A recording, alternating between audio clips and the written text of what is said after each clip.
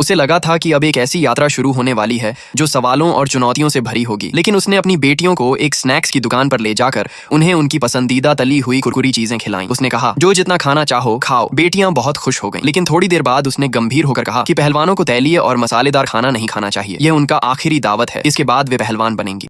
सुबह 5 बजे उन्हें उठाकर कसरत करवाई जाने लगी। सुबह के धुंधले खेतों में सिर्फ उनकी अकेली परछाइयां दिखती थीं। स्कर्ट पहनकर दौड़ना मुश्किल था, तो माँ ने चचेरे भाई के कपड़ों को काटकर उनके लिए अभ्यास के कपड़े बना दिए। फिर असली ट्रेनिंग शुरू हुई। पूरा गांव उनका ट्रेनिंग ग्राउंड बन गया। गलियों से लेकर खेतों तक, घर के सामने की सीढ़ियों से लेकर दूर के पुल तक, हर जगह उनकी मेहनत के निशान थे। पेड़ों के नीचे स्क्वाट, आंगन में कूदना और अलग अलग अभ्यास से वे अपनी ताकत बढ़ा रही थीं। लोग उन्हें देखकर हैरान थे, दुकानदार, गाँव के बुजुर्ग और यहाँ तक कि वे लड़के भी जिन्हें उन्होंने हराया था। लेकिन दोनों बहनों ने हार नहीं मानी। कड़ी ट्रेनिंग से वे थक चुकी थीं, इसलिए उन्होंने माँ से मदद की उम्मीद की। माँ ने भी साफ कह दिया कि अब पीछे हटने का कोई रास्ता नहीं है। गांव के अखाड़े में लड़कियों के लिए कोई जगह नहीं थी, इसलिए पिता ने खेत में ही एक छोटा अखाड़ा बना दिया। वह खुद उन्हें दांव पेंच सिखाने लगे। अच्छे अभ्यास के लिए उन्होंने अपने भतीजे को भी उनके साथ लगाया, लेकिन बेटियां बार बार हार जाती थीं। उन्हें समझ आया कि उनकी ताकत कम है और इसके लिए अच्छा खाना जरूरी है। घर की हालत कमजोर थी, फिर भी माँ बाजार जाकर चिकन खरीदने लगी। वह दुकानदार से 100 रुपए की मुर्गी 20 रुपए में देने की अजीब दलील देती है कि यह भविष्य की विश्व चैंपियन के लिए है और इससे उसकी दुकान का नाम होगा। आखिरकार 25 रुपए में सौदा तय हो जाता है। अब बेटियां रोज अच्छा खाना खाने लगी। माँ उनकी मेहनत देकर भावुक हो जाती है। गाँव में लोग उनका मजाक उड़ाते हैं और माँ को दोष देते हैं कि उसने बेटा नहीं पैदा किया। माँ को सबसे ज्यादा चिंता बेटियों की शादी की होती है, लेकिन पिता का विश्वास अटल था। वह उन्हें इतना काबिल बनाएगा कि वे अपनी जिंदगी खुद चुने। आखिरकार एक दिन बेटियां शिकायत करती हैं, उनका शरीर दर्द से टूट रहा है, वे ठीक से सो नहीं पा रही और पढ़ाई में भी ध्यान नहीं लगा